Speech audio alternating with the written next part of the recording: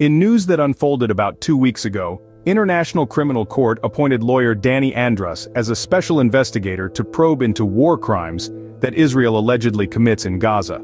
This same Danny Andrus once worked for the anti-Israel organization Al-Haq, based in Ramallah, which was declared a terrorist organization by Israel in October 2021. The organization is affiliated with the Popular Front for the Liberation of Palestine, a seemingly secular movement with pan-Arab ideology, but make no mistake, it's as dangerous as they come.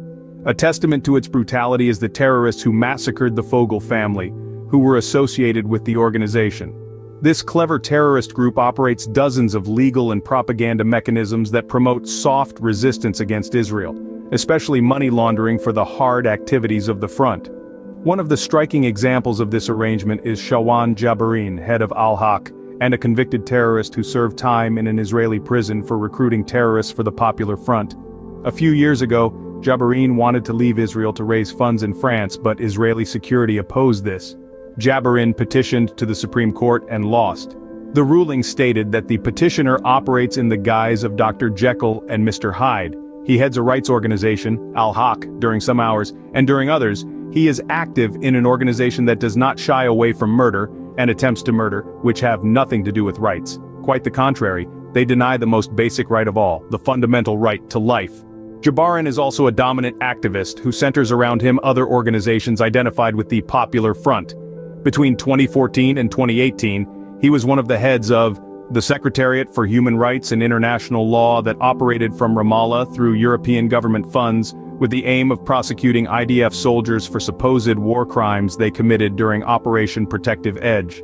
The Secretariat's activity is carried out by funding and synchronizing between Arab and Israeli organizations with a similar agenda. In the organization's grant program in 2016 to 2014, over $12 million were distributed to various organizations. About $3.7 million were transferred to organizations including B'Tselem, Adalah, Yesh Din, Breaking the Silence in Place, Gisha, the Center for the Protection of the Individual, and Doctors for Human Rights. These funds may explain why, with the declaration of Al-Haq and 5 other Palestinian organizations as terrorist organizations, the Israeli organizations were the first to defend them. Dozens of other extreme left-wing organizations that feed on European government funds joined them very quickly. Of course, the Israeli left organizations tried not only to defend Al-Haq but all the objects of the decree, led by the Association for Civil Rights, B'Tselem, in place Gisha, the Public Committee Against Torture, Yesh Din, Adalah, City of Peoples, Emek Shava, Akvat Institute, Doctors for Human Rights and more, worked for international condemnation against Israel after the Shin Bet's raid on the offices of the Adamir organization, which was also declared a terrorist organization.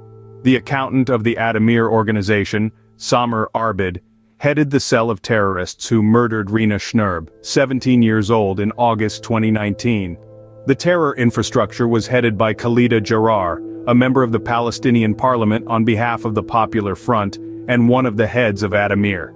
From the above, it can be inferred that a sophisticated legal revenge is being plotted against Israel. The organizations of the Popular Front, together with the Israeli organizations that support them, and thus work to put Israel and IDF soldiers on international trial, will try this time to settle a long-standing account against the only democracy in the Middle East. To preempt the blow, it would be advisable to start by summoning the heads of the Israeli organizations for investigation to examine whether there were contacts with active terrorists and employees in organizations defined as terrorist organizations, to impose penalties on them according to the law, and to send a resounding reminder to the International Court: we will never accept their secular obsession against Israel here.